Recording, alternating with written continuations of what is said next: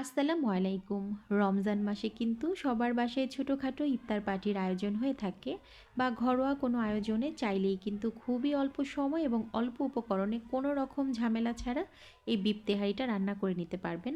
তেলটা গরম হওয়ার পর আমি এখানে হাফ কাপ পেঁয়াজ কুচি দিয়ে দিলাম। পেঁয়াজটা কিছু সময় ভেজে নেওয়ার পর আমি এখানে 1.5 টেবিল চামচের মতো আদা রসুন পেস্ট দিয়ে নিচ্ছি।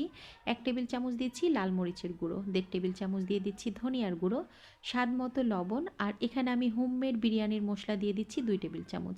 এই মশলাটা অলরেডি আমার চ্যানেলে আপলোড দেওয়া আছে, আপনারা চাইলে দেখে নিতে পারেন। তো এখানে আমি হাফ কাপ টক দই দিয়ে দিচ্ছি। তো অল্প করে একটু পানি দিয়ে প্রায় 4-5 মিনিটের মতো মিডিয়াম ফ্লেমে মশলাটাকে খুব ভালো করে কষিয়ে নেব। তো মশলাটা ভালো করে একদম ভুনা ভুনা করে নিয়েছি। তো এখানে আমি 1 কেজি গরুর মাংস এরকম ছোট ছোট টুকরো করে কেটে নিয়েছি। বিরিয়ানির মাংসটা ছোট ছোট করে কেটে নিলেই ভালো হয়। আর তার সাথে যদি কয়েক টুকরা এরকম চর্বি থাকে তাহলে আরও ভালো হয়, কারণ বিরিয়ানিটা একটু তেল তেল বা একটু চর্বি হলেই খেতে ভালো লাগে। কথা হচ্ছে আমি ভালো জিনিস খাবো, একটু তেল চর্বি খাবো না, সেটা তো হয় না। আচ্ছা, যাই হোক, এখানে আমি হাফ কাপ পানি দিয়েছি। আর মাংস থেকেও কিছুটা পানি ছেড়েছিল, সেই পানিতেই আমি মাংসটাকে রান্না করে নিয়েছি। তো নামানোর আগে এখানে একটু কাঁচামরিচ ভেঙে দিয়ে দিলাম আর একটু চিনি দিয়েছি।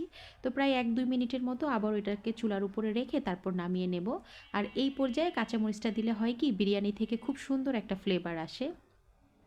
তো এখানে একটু তেল নিয়েছি আর পেঁয়াজ দিয়ে দিলাম। পেঁয়াজটা একটু ভেজে নেওয়ার পর আমি এখানে 3 কাপ চিনি গুঁড়া পোলাওর চাল নিয়েছি।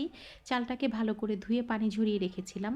তার সাথে একটু শাহি জিরা, 1 টুকরা জয়ত্রী, দারচিনি, লং আর এলাচ দিয়ে দিলাম। শাহি জিরাটা কিন্তু পরিমাণে বেশি দেওয়া যাবে না। তো চালটাকে খুব ভালো করে একদম ভেজে নেব, ঝরঝরা করে ভেজে নেব।